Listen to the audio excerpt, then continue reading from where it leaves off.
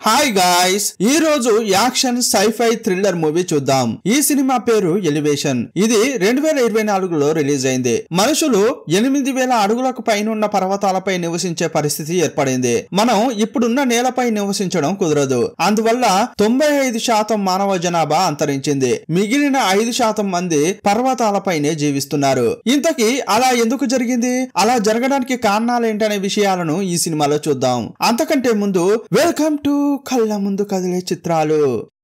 Cinema starting లో భూమిపై జరిగిన ప్రళయం గురించి చెబుతున్నారు. నేలపై చాలా చోట్ల పెద్ద పెద్ద రంధ్రాలు పడ్డాయి. ప్రపంచంలోని పెద్ద పెద్ద సిటీల్లో ఇలాగే చాలా చోట్ల ఉన్నాయి. ఆ రంధ్రాల నుంచి 1000 ఏళ్ల కింద భూమి లోపల దాక్కున్న మృగాలు బయటకు వస్తున్నాయి. వాటిని చూసి జనం జడుచుకున్నారు. ఆర్మీ కూడా వచ్చి వాటిని చంపడానికి ప్రయత్నించింది. కానీ వారి దగ్గరున్న గన్స్ తో వాటిని కట్టడి చేయలేకపోయారు. అందువల్ల మానవ జాతిని ఆ మృగాలు వేటాడాయి. ఇప్పుడున్న ప్రపంచంలో నివసిస్తున్న జనాభాలో 95% మందిని అవి చంపేశాయి. కేవలం 5% మంది మాత్రమే ప్రాణాలతో ఉన్నారు. కానీ వారు భూమిపై ఉంటే బతకలేరు. ఆ మృగాలకు దూరంగా 8000 అడుగులకు పైన ఉన్న పర్వతాలపైకి వెళ్లి బతుకుతున్నారు. మనుషులు బతకడానికి అదే సేఫెస్ట్ ప్లేస్. అక్కడికి ఆ మృగాలు రాలేవు. అందువల్ల ఎవరెవరు ప్రాణాలతో ఉన్నారో వారంతా పర్వతాలపైకి వెళ్ళండి అని బ్యాక్గ్రౌండ్ లో చెప్తున్నారు. ఇప్పుడు మానవులు నివసించే చోటు ఏదంటే సముద్ర మట్టం నుంచి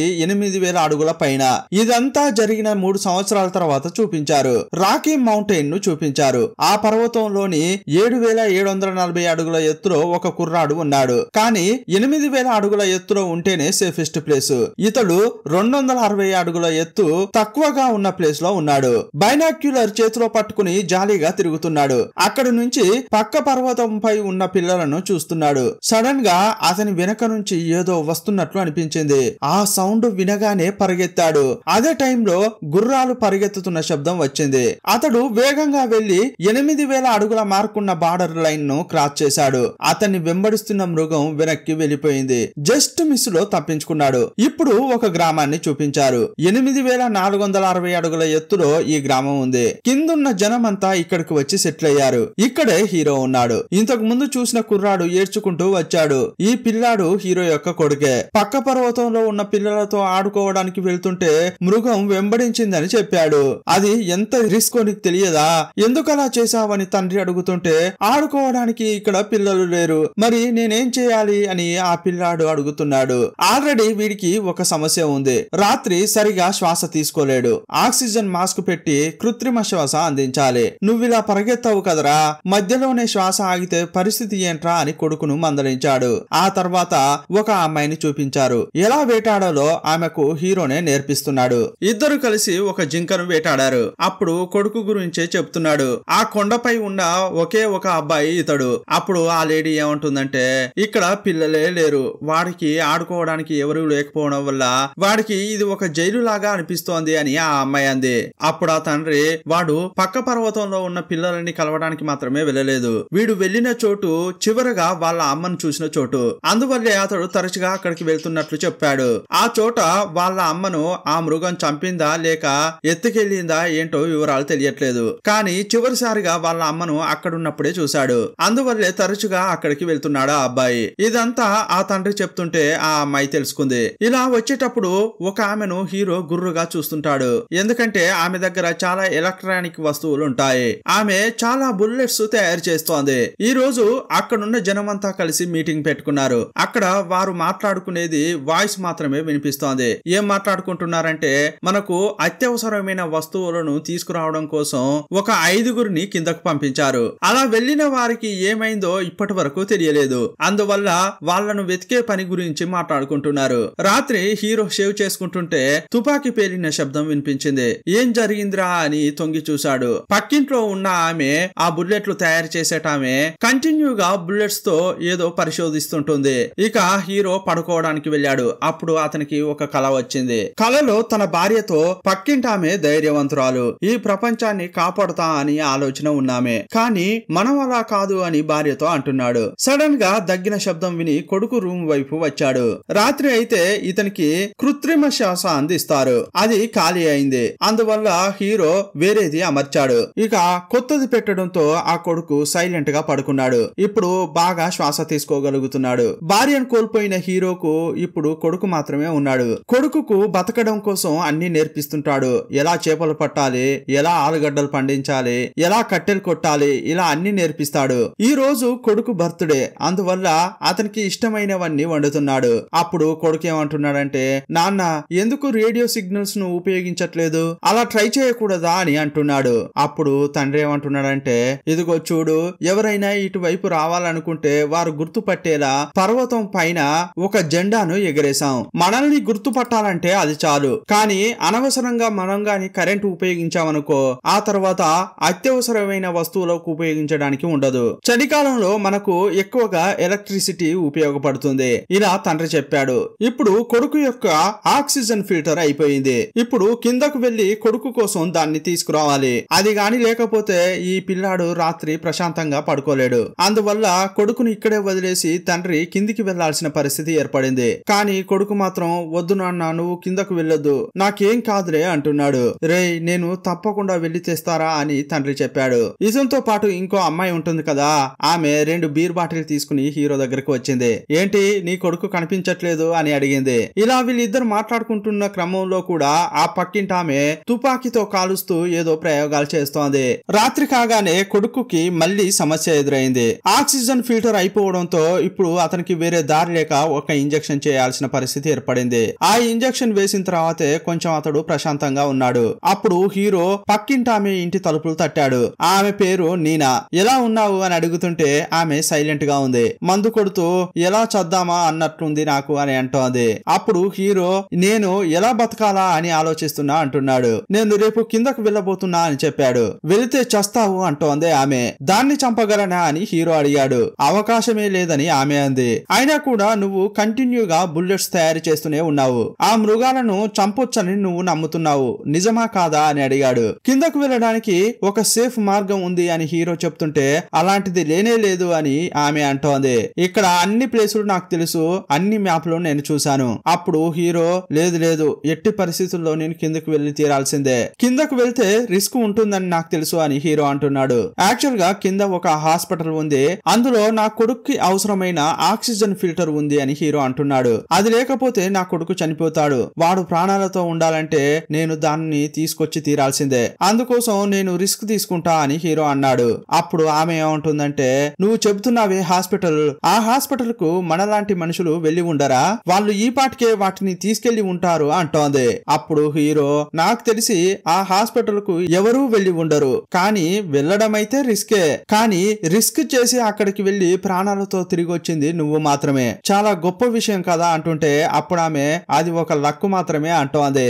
లేదు లేదు, అది లక్కు కాదు, ఆ మృగాల గురించి నువ్వు చాలా తెలుసుకున్నావు, ఆ నాలెడ్జే నీకు సాయం చేసింది అని హీరో అంటున్నాడు. అలాగైతే నువ్వు ఏం చెప్పొస్తున్నావయ్యా, నాతో రా, మన ఇద్దరం కలిసి చద్దామని అంటున్నావా అంటోంది. ఇంతకు ముందు నువ్వేం చెప్పావు, నీ పాత ల్యాబ్ కు వెళ్తే ఈ జంతువులను కనిపెట్టడానికి ఏదైనా కనిపెడతా అని నువ్వు అన్నావు. నీ మాటలు నమ్మి నా భార్య నీతో వచ్చింది. ఇదిగో చూడమ్మా, ఆ 8,000 అడుగుల బార్డర్ లైన్ ను మనం 2 సార్లు మాత్రమే క్రాస్ చేయాల్సి వస్తుంది. నేను మార్గాన్ని చెక్ చేశాను, రిస్క్ తక్కువే అంటున్నాడు. కానీ ఆమె, లేదు లేదు, నేను రాలేను అంటోంది. కాల్వే మైన్ అని ఒకటి ఉంటుందంట, ఆ మార్గం పర్వతాల కిందకు వెళ్తుందట, అంటే సొరంగం లాగా ఉంటుంది, ఆ దారి గుండా వెళ్దామని అంటున్నాడు. లేదు లేదు, అది తెలివి తక్కువతనం అని ఆమె అంటోంది.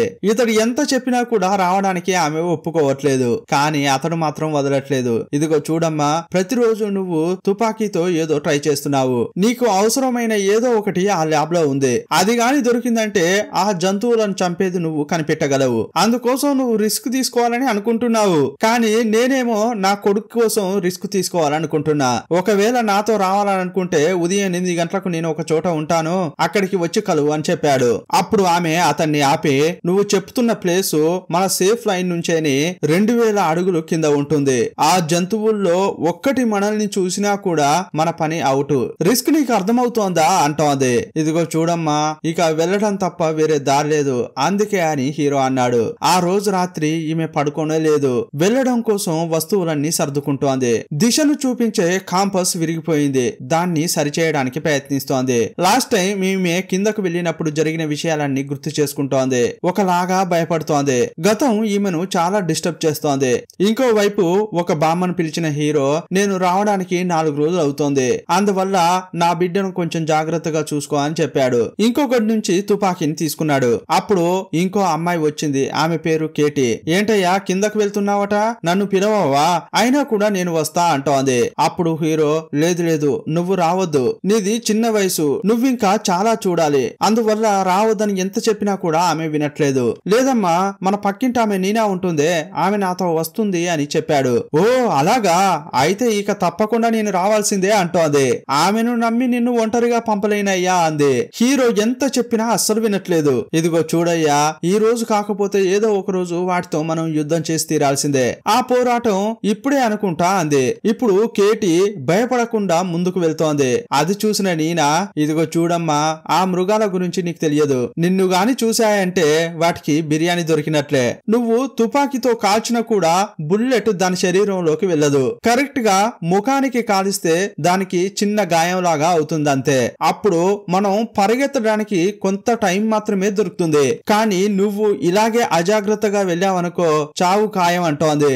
ఆమె అంత చెప్పినా కూడా కేటీ భయపడకుండా ముందుకు వెళ్తూనే ఉంది. వెళ్లే ముందు హీరో కొడుకుతో ఏమంటున్నాడంటే, నేను వెళ్లి వస్తాన్రా అంటుంటే అమ్మ కూడా అలాగే చెప్పింది, కానీ రాలేదు, నువ్వు మాత్రం తప్పకుండా రావాలి నాన్న అని చెప్పాడు. ఇంతకు ముందు ఈ పర్వతానికి పర్యాటకుల కోసం ట్రెక్కింగ్ లిఫ్ట్ ఏర్పాటు చేశారు. మనం కిందకి వెళ్లి వచ్చేటప్పుడు ఆ లిఫ్ట్ యూజ్ చేసుకుందామా అని హీరో అంటున్నాడు. కానీ 3 ఏళ్లుగా ఆ ట్రెక్కింగ్ లిఫ్ట్ పనిచేయకుండా ఉంది. అది ఇప్పుడు పనిచేస్తుందో లేదో అని నీనా అంటోంది. అయినా కూడా అక్కడ పవర్ జనరేటర్ ఉంటుంది, దాన్ని ఉపయోగిస్తే వేగంగా పైకి రావచ్చని మాట్లాడుకున్నారు. పైనుంచి బైనాక్యులర్ ద్వారా కింద చూశారు. పెద్ద హోల్ కనిపించింది. అక్కడ ఏదైనా మృగం దాక్కుని ఉందంటే వీరి ప్రాణాలిక పోయినట్లే. నీ దగ్గర ఏదో ఉందే, అది కాంపసా అని హీరో అడుగుతుంటే, కాదు, ఇది బయో ఎలక్ట్రో మెకానిజం అని చెప్పింది. ఏదైనా మ్యాగ్నెటిక్ ఫీల్డ్ ఉంటే దాన్ని అబ్జర్వ్ చేసుకుని ఆ దిశను చూపిస్తుందట.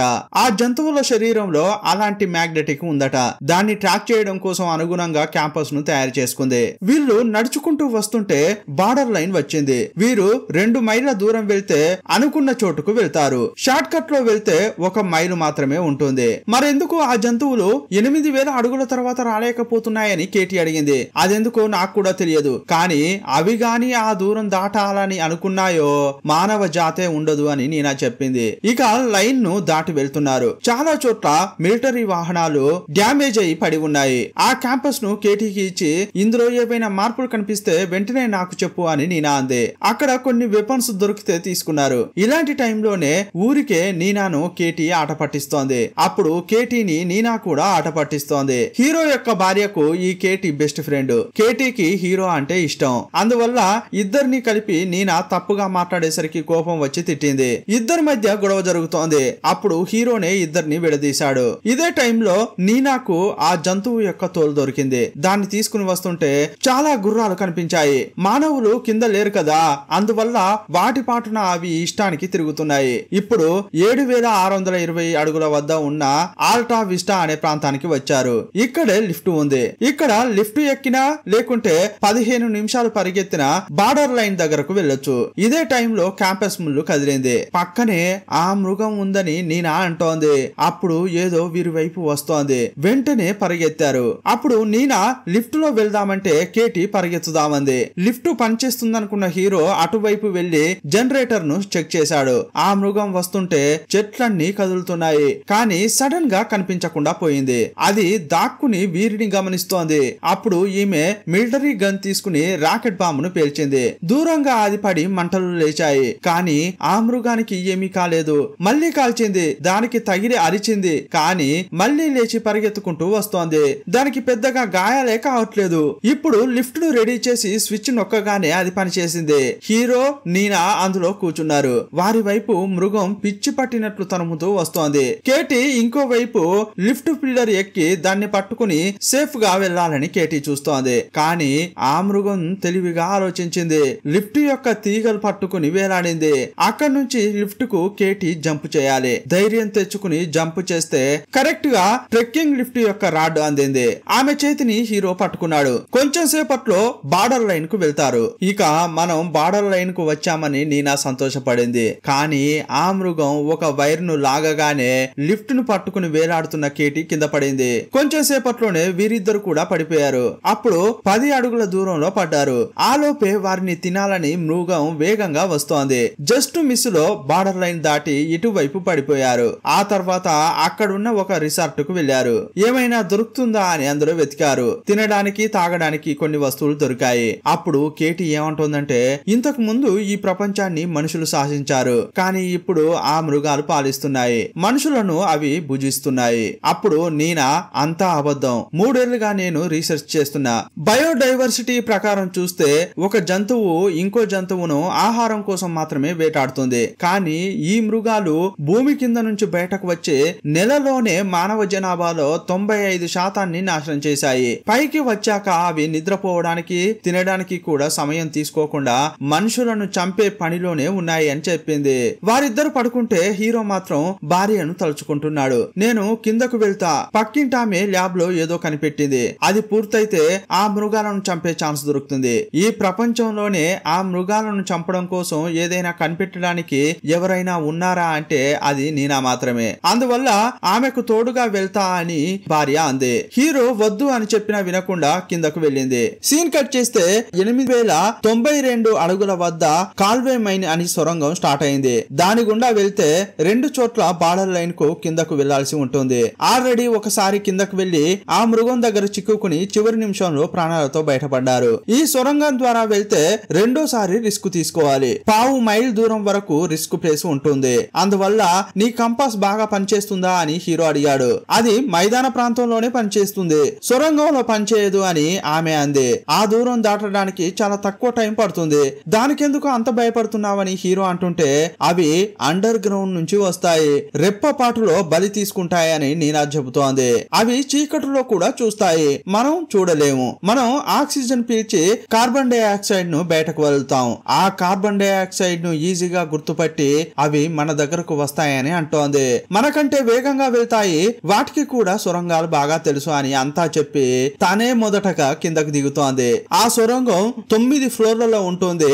8వ ఫ్లోర్ వరకు సేఫ్, ఆ తర్వాత కిందున్నవన్నీ కూడా డేంజర్. ఇప్పుడు 8వ ఫ్లోర్ లో వెళ్తున్నారు. ఆ 8వ ఫ్లోర్ దగ్గర చూస్తే మధ్యలో ఇంకో వైపు వెళ్లకుండా ఏదో అడ్డుగా కట్టారు. ఇక ఇప్పుడు వేరే దారి లేదు. అందువల్ల ఇంకా కిందకి దిగి 7వ ఫ్లోర్ కు వెళ్లాలని హీరో చెప్తున్నాడు. అయ్యయ్యో, దీని గుండా 1/2 మైల్ దూరం నడవడానికై ఇంతసేపు డిస్కస్ చేసుకున్నారు. ఇప్పుడు 2 మైళ్ళ దూరం నడుచుకుంటూ వెళ్ళాలి. అంత దూరం సేఫ్ గా ఎలా వెళ్ళగలం రా నాయనా అనుకుంటున్నారు. ఇప్పుడు 7వ ఫ్లోర్ కు దిగితే మనకు బార్డర్ లైన్ ఎంత దూరంలో ఉంటుందని నీనా అడిగింది. 1 మైలు కొంచెం సేఫ్ గా ఉంటే ఇంకో మైలు చాలా రిస్క్ తీసుకోవాల్సిందే అంటున్నాడు హీరో. వస్తే రండి, లేకుంటే పోండి, నేను మాత్రం వెళ్తున్నా అని హీరో ముందుకు సాగాడు. వేరే దారి లేక వారు కూడా అతన్ని అనుసరించారు. వీళ్ళు వేగంగా శ్వాస పీలిస్తే అంతే వేగంగా కార్బన్ డైఆక్సైడ్ బయటకు వదులుతారు. అందువల్ల మైలు దూరంలో ఉన్న మృగాలు వాసన పసిగట్టి వస్తాయి. అప్పుడు ఏమనుకుంటున్నారంటే నెమ్మదిగా శ్వాసించాలి,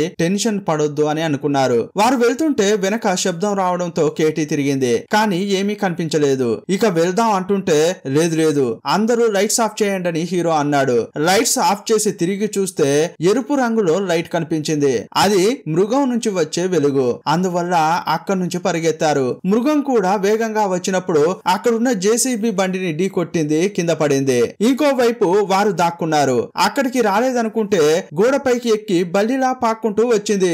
అప్పుడు చిన్న సందులో దాక్కున్నారు. ఆ సందులోకి మృగం రాలేదు, కానీ తన తోకను వదిలింది. దానికి కూడా రెడ్ కలర్ లైట్ ఉంది. అక్కడ ఎవరైనా ఉన్నారా అని తోక ద్వారా వాసన పసిగడుతోంది. అప్పుడు హీరో కదలకుండా మెదలకుండా కూర్చుని ఉన్నాడు. ఇక ముగ్గురు ఊపిరిని బిగబట్టారు, కానీ ఎక్కువసేపు అలా ఉండలేరని గమనించిన హీరో ఒక మంట పెట్టిన కర్రను పక్కకు విసిరి దాని దృష్టిని మళ్లించాడు. ఇంకోవైపు రాళ్లు ఉంటే వాటిని విడదీసి బయటకు వచ్చారు. ఆ మృగం తోకతో అటాక్ చేయడానికి వస్తే హీరో తప్పించుకున్నాడు. కేటీ ముందుకు వెళ్లి అటు దారి ఉందని తిరిగి చూస్తే వెనకే ఆ మృగం ఉంది. అంతే, చూడగానే కేటీని పట్టుకెళ్ళింది. ఏ సొరంగం నుంచైతే వచ్చారో అదే దారి గుండా కేటీని లాక్కెళ్ళింది. మళ్లీ వస్తుంటే అక్కడ ఒక నిచ్చెన ఉంది. దాని గుండా పైకి వెళ్లారు. ఎక్కితే సేఫెస్ట్ అయిన 8000 అడుగుల ఎత్తుకు వచ్చారు. కానీ కేటీ చనిపోయిందని బాగా ఏడ్చారు. మళ్ళీ నడుచుకుంటూ వెళ్తుంటే ఒక ఇల్లు కనిపించింది. అక్కడ ఏవైనా అవసరమైన వస్తువులు దొరుకుతాయా అని వెతికారు. తినడానికి కొన్ని ఐటమ్స్ దొరికాయి. అక్కడ వంట చేసుకుని తిన్నారు. ఇది సేఫ్ ప్రాంతం కాబట్టి వీళ్ళు భయపడాల్సిన అవసరం లేదు. అప్పుడు హీరో, నువ్వు ఆ ల్యాబ్ ను వెతుక్కుంటూ వస్తున్నావే, అందులో ఏముంది అని అడిగాడు. అప్పుడు ఆమె ఏం చెప్తోందంటే, మనం బుల్లెట్స్ తో కాలిస్తే ఆ బుల్లెట్ ఆ మృగాల శరీరంలోకి వెళ్ళట్లేదు. ఎందుకంటే ఎలక్ట్రికల్లీ దాని బాడీ చార్జ్ అయి ఉంటుందేమో. ఒక డిఫరెంట్ మెకానిజం దాని శరీరంలోకి బుల్లెట్ వెళ్లకుండా అది కవచంలా పనిచేస్తోంది. తను ల్యాబ్ లోకి వెళ్లి కెమికల్ రాసి కాలిస్తే ఆ కవచాన్ని బుల్లెట్ ఛేదిస్తుందా లేదా అనేది చెక్ చేయాలి అని నీనా చెబుతోంది. ఇక ఎత్తు తక్కువ ఉన్న చోటుకు వెళ్తున్నారు. రిస్క్ చాలా ఎక్కువ. అప్పుడు గుర్రాలు మస్తుగా విహరిస్తూ కనిపించాయి. అక్కడక్కడ హోల్స్ ఉన్నాయి. సిటీలో కూడా ఆ హోల్స్ ఉన్నాయి. ఇప్పుడు అనుకున్న హాస్పిటల్ కు వచ్చారు. ఎంట్రన్స్ ను పగలగొట్టి లోపలికి వెళ్లారు. చాలా డెడ్ బాడీస్ కనిపించాయి. ఒక్కో ఫ్లోర్ ఎక్కి ఫిల్టర్ కోసం వెతికారు. అప్పుడే మృగం గాండ్రిస్తున్న శబ్దం వినిపిస్తోంది. ఆపరేషన్ థియేటర్ కు వచ్చి చూశారు. అక్కడ ఆక్సిజన్ ఫిల్టర్స్ కనిపించాయి. వాటిని హీరో బ్యాగ్ లో వేసుకున్నాడు. ఇక కిందకు పరిగెత్తుతున్నారు. కానీ మృగం అప్పటికే వచ్చి గోడలకు అటువైపు నుంచి అటాక్ చేస్తోంది.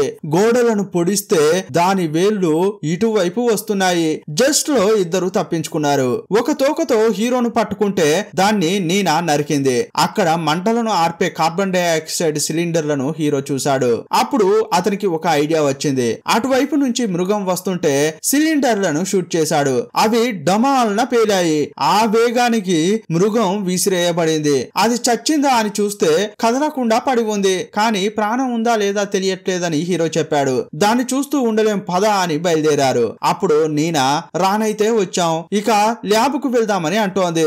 అప్పుడు హీరో, లేదు లేదు, అక్కడ నా కొడుకు పరిస్థితి ఎలా ఉందో మనం వెంటనే వెళ్ళాలి అంటున్నాడు. ఇదిగో చూడయ్యా, నీ కోసం నేను ఎంత రిస్క్ తీసుకున్నాను, నా కోసం నువ్వు రిస్క్ తీసుకోవా అంటోంది. ఇదిగో చూడు, ఇప్పుడు నువ్వు తీసుకున్న ఈ ఆక్సిజన్ ఫిల్టర్స్ ఒక 6 నెలలు వస్తాయా? ఆ తర్వాత నువ్వు మళ్ళీ ఇక్కడికి రావాల్సి ఉంటుంది. ఇప్పుడు నువ్వు గాని సాయం చేసావనుకో, ఆ మృగాలను నాశనం చేసే బుల్లెట్స్ ను నేను కనిపెడతాను. ఒకవేళ వాటిని గాని కనిపెడితే ఇక మనం దాక్కుని బతకాల్సిన అవసరం ఉండదు అంటోంది. దయచేసి నాకు సాయం చేయమని బతిమిలాడింది. అప్పుడు హీరో సరేనని ఆమెతో వెళ్తున్నాడు. ఇంకోవైపు మృగం కింద పడింది కదా, దానిలో కదలికలు వచ్చాయి. ఇక లేచింది. ఇప్పుడు హీరోయిన్ చెప్పిన ల్యాబ్ కు వెళ్లారు. అది 5867 అడుగుల దూరంలో ఉంటుంది. ఆ మృగం వచ్చిందంటే ఇక వీళ్ళు బతకడం చాలా కష్టం. ల్యాబ్ ను చూస్తే డ్యామేజ్ కాకుండా బాగానే ఉంది. ఇంతకు ముందు ఆ మృగం యొక్క తోలు ఈమెకు లభించింది కదా, దాన్ని తీసుకొచ్చి పరిశోధనలు చేస్తోంది. 5 నిమిషాలు టైం కావాలని ఏదో వెతుకుతోంది. తను వెతుకుతున్న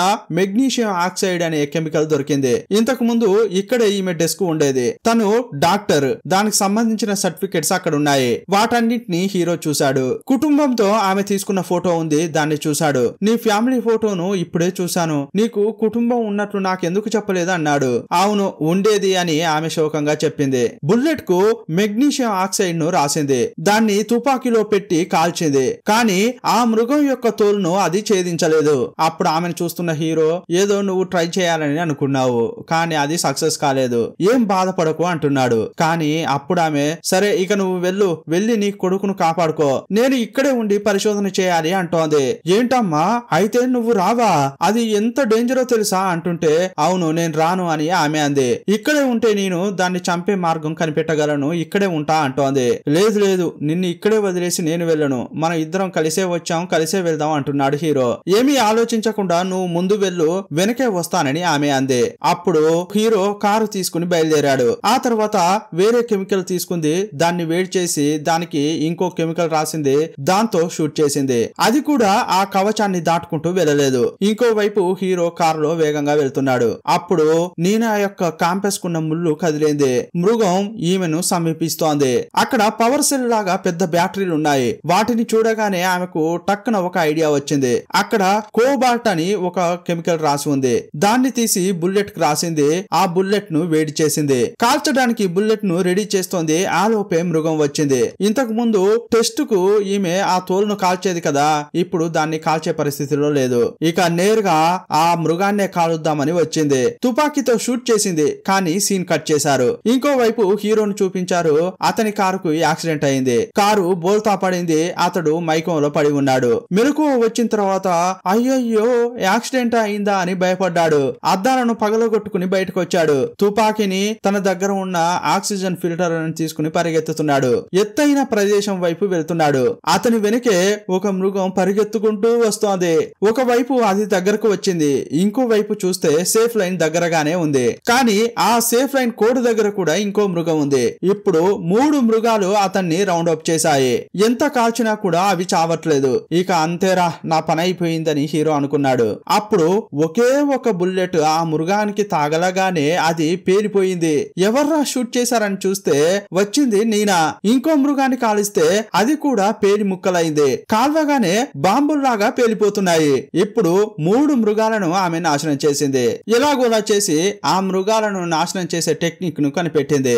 అప్పుడు ఒక విషయం గమనించారు. ఆ మృగాలు పేలిపోయేటప్పుడు రక్తమో మాంసమో చిందట్లేదు. ఎందుకంటే అవి జీవులే కావు, మిషన్లతో మృగాల్లాగా తయారు చేశారు. అందువల్లే అవి మనుషులను వేటాడి చంపాయి కానీ తినలేదు. అవి భూమిపైకి వచ్చి తినడం, నిద్రపోవడం అంటే ఇవి ఏవీ చేయకుండా కంటిన్యూగా మనుషులను చంపుకుంటూ వెళ్ళాయి. దానికి కారణం ఏంటంటే అవి ప్రాణులే కాదు, మిషన్స్. అలా చంపుకుంటూ వెళ్ళేవి. కరెక్ట్ గా 8000 అడుగుల ఎత్తుకు వచ్చేసిన తర్వాత ఆటోమేటిక్ గా వెనక్కి తిరుగుతున్నాయి. మిషన్ లో కోడింగ్ ఎలా రాస్తే కరెక్ట్ గా అలాగే పనిచేస్తాయి. కానీ అవి కూడా జీవులైతే వాటికి ఈ హద్దులు ఉండేవి కాదు. కానీ ఇలాంటి మిషన్లను ఎవరు తయారు చేసి ఉంటారు అని హీరో అడిగితే ఆమె ఆకాశం వైపు చూసింది. వాటిని ఏలియన్స్ తయారు చేసి ఉండొచ్చు. మనుషుల్లో కొంత జనాభాను మాత్రమే ఉంచాలనేది వాటి ఉద్దేశం అయి ఉంటుంది. అందువల్ల మానవులను మాత్రమే చంపేలా కోడింగ్ రాసి వాటిని పంపించి ఉండొచ్చు అంటోంది. అదంతా విని హీరో అదిరిపడ్డాడు. కానీ 8000 అడుగుల సరిహద్దు ఎందుకు పెట్టారు అని అడిగితే నాకు అర్థం కావట్లేదని హీరోయిన్ చెప్పింది. మేబీ ఆ ఎత్తు దాటితే ఆ మెషిన్స్ పనిచేయవో ఏమో అని అంటోంది. ఇక ఇంటికి వచ్చారు. కొడుకును హీరో హగ్ చేసుకున్నాడు. ఇంతకు ముందు నీనా ఇంట్లో ఉన్న జెండాను ఎగరవేసింది. దానికి అర్థం ఏంటంటే ఆ మృగాలను చంపే టెక్నిక్ ను ఎవరైనా కనిపెడితే ప్రపంచంలో ఏ మూలన ఉన్నా ఈ జెండాను ఎగరవేయాలని ఇంతకు ముందే చెప్పారు. అందువల్ల ఆ జెండా ఎగురుతుంటే అంతా చూసి అటువైపు వచ్చారు. హీరోయిన్ కనిపెట్టిన విధంగా బుల్లెట్స్ తయారు చేసి మిషన్స్ ను వేటాడారు. మిషన్స్ శకలాలను కూడా తీసుకొచ్చి నీనా పరిశోధన చేసింది. ఆ తర్వాత ఆమె తయారు చేసిన బుల్లెట్లు తీసుకుని చాలా మంది కిందకు వెళ్లారు. ఇన్నాళ్ళు ఆ మిషన్స్ మనల్ని వేటాడాయి, ఇప్పుడు మనం వాటిని వేటాడదామని అనుకున్నారు. కనిపించిన మిషన్స్ నల్లా పేల్చేస్తున్నారు. నేలపై ఉన్న మిషన్స్ డమాల్ డమాల్న పేలుతున్నాయి. 5% జనమంతా ఆ మిషన్లను నాశనం చేశారు. ఇక ఈ భూమి మానవులకే అని సినిమాను ముగించారు. ఈ సినిమాపై మీ అభిప్రాయం ఏంటో కామెంట్ బాక్స్ లో రాయండి. మరో సినిమాలో మళ్ళీ కలుసుకుందాం. అప్పటి వరకు బాయ్ బాయ్.